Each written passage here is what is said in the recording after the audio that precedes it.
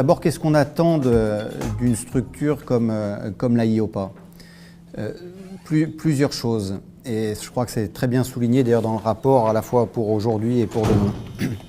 Son rôle vis-à-vis du consommateur, qui est absolument majeur, le sera d'ailleurs sans doute encore plus demain avec le nouveau Parlement, la nouvelle Commission. Je pense que c'est un véritable enjeu européen et incontestablement pour à peu près toutes les compagnies d'assurance.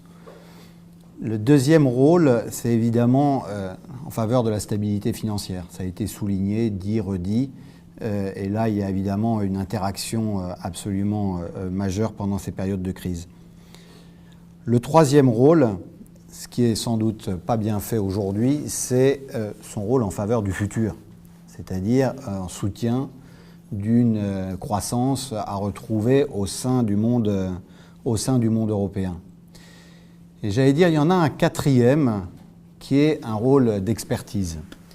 On est dans un métier abominablement compliqué, dans une régulation abominablement compliquée, avec des décideurs européens, que ce soit à la Commission, au Parlement, au Conseil, qui ne connaissent pas forcément dans le détail toutes les délices de la réglementation sur l'assurance.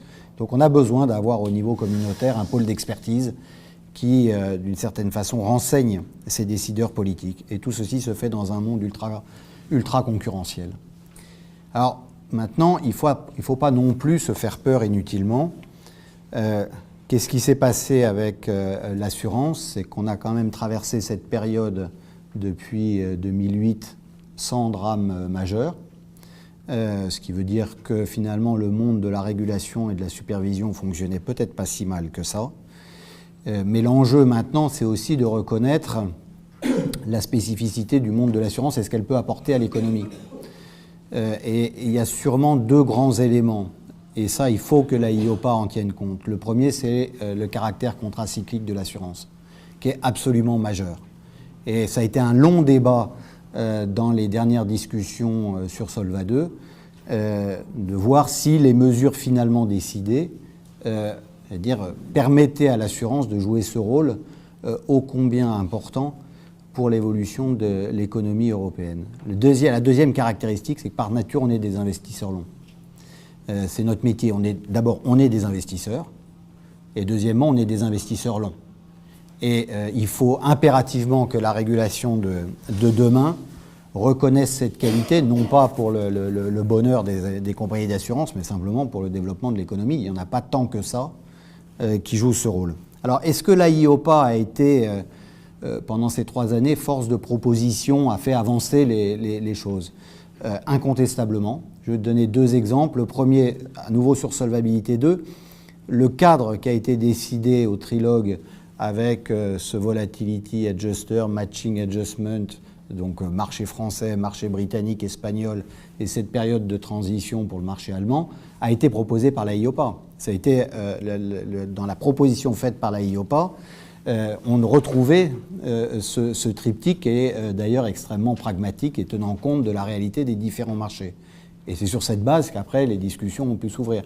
En matière de protection des consommateurs, c'est incontestable que la IOPA en a fait un véritable cheval de bataille, et j'allais dire à juste titre. Donc il y a, j'allais dire, beaucoup de bonnes choses qui sont proposées, avancées. Maintenant, on est effectivement et incontestablement à une période charnière. Et je trouve que les pistes avancées par Mazars sont les bonnes. La première porte sur la gouvernance. Je ne voudrais pas revenir sur ce qui est proposé, ce que tu as proposé, mais souligner un point. Un des grands risques que l'on a, c'est d'avoir un monde d'experts éloigné de la réalité, quelque part à Francfort, dans son bel immeuble. Il se trouve qu'il y a dans la gouvernance la possibilité d'avoir ce dialogue constructif avec les différents acteurs. Donc il y a des stakeholder groups avec des représentants de l'assurance, etc., etc. Ce qui est, je trouve, un bon système. Est-ce que ça marche? Non. Donc, et il suffit de voir la composition. C'est-à-dire quand vous avez un stakeholder représentant le monde de l'assurance et de la réassurance, que vous n'avez pas de réassureur, que vous n'avez parmi les 5 compagnies systémiques européennes un représentant parmi les 30 au total, que vous avez 0 assureur français, vous pouvez vous poser la question. Donc c'est dommage, l'outil existe, pas très compliqué de le faire fonctionner et d'avoir finalement ce lieu d'échange et de dialogue qui est absolument indispensable. Est-ce que l'AIOPA joue ou a joué ce rôle d'expert auprès des décideurs politiques ? Donc là, la question est à poser à la Commission, au Parlement, au Conseil. C'est incontestablement une dimension extrêmement forte de son rôle et que seule l'AIOPA peut jouer. C'est-à-dire personne n'est en concurrence avec l'AIOPA pour apporter cet éclairage indépendant, mais fondamentalement technique, et qui doit être évidemment en lien avec ce qu'on attend d'un superviseur européen et ce que l'on entend des priorités politiques de demain. Lorsque l'AIOPA propose, pardon d'être un peu technique, que le Volatility Adjuster, qui finalement a été décidé, soit calibré à 20%, est-ce qu'on reconnaît le rôle contracyclique de l'assurance? Est-ce qu'on reconnaît son rôle d'investisseur long? La réponse est non. C'est-à-dire, si c'est pour avoir un dispositif qui ne s'applique pas, autant ne pas avoir le dispositif. Donc, il y a incontestablement là un pan important et, à mon avis, absolument décisif dans la vie de tous les jours vis-à-vis des décideurs. Troisième question, et c'est celle que Gilles évoquait sur le futur, est-ce qu'on va vers plus d'Europe ? On n'en est pas au niveau, évidemment, de la partie bancaire. Est-ce que c'est souhaitable ? Est-ce qu'on veut demain une union assurantielle avec une BCE intervenant au niveau des grandes compagnies européennes, pas uniquement d'ailleurs les compagnies systémiques, ou est-ce qu'au contraire on veut continuer à renforcer le rôle que peut avoir le superviseur national? Je pense que la question mérite d'être posée et qu'il faut y répondre avec un certain pragmatisme. On voit bien tout l'intérêt de renforcer la supervision européenne pour des questions de level playing field, par exemple, pour des raisons à nouveau d'expertise et de traitement équivalent des différents acteurs. D'un autre côté, évitons la bureaucratie, évitons la multiplication d'une régulation incompréhensible. D'un autre côté, le travail qui est fait avec nos groupes superviseurs est quotidien, intense, fructueux. Et, je le dis pour nous avec la CPR, mais Allianz dirait la même chose avec la BaFin. Nos amis britanniques diraient sans doute la même chose avec la PRA. Peu à peu se crée aussi la confiance, c'est-à-dire la connaissance des impératifs et des objectifs de l'un et de l'autre.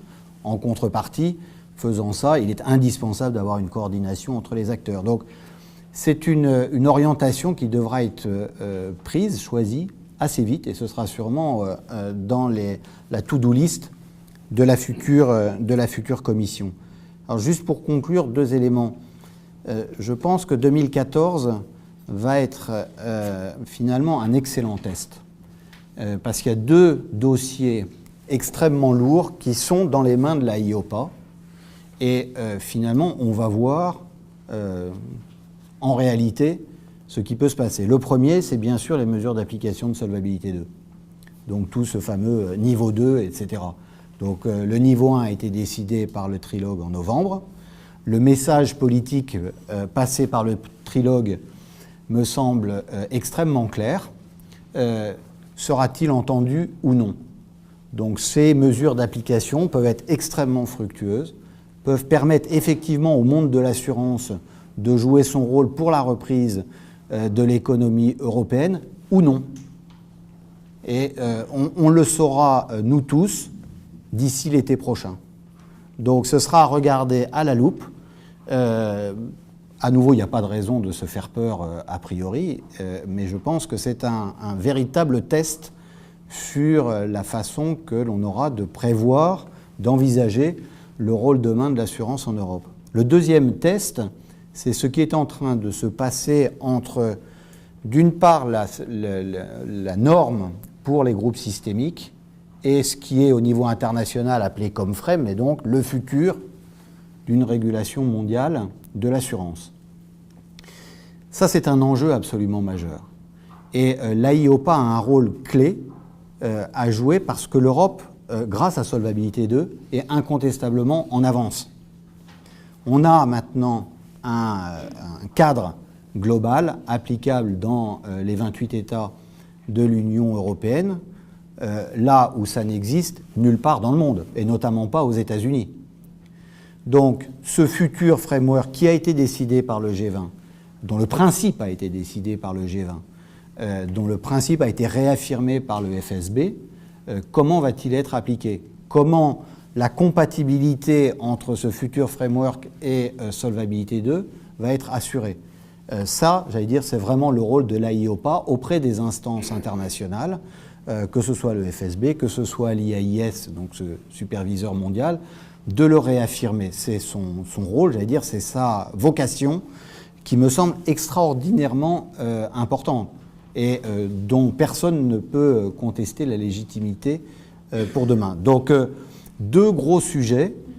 À nouveau, c'est des sujets de 2014, puisque les décisions qui seront prises sur les groupes d'assurance systémique seront validées par le G20 en novembre 2014, donc ce fameux BCR, il s'appelle plus Backstop Capital Requirement, mais basique maintenant, donc ça change évidemment tout.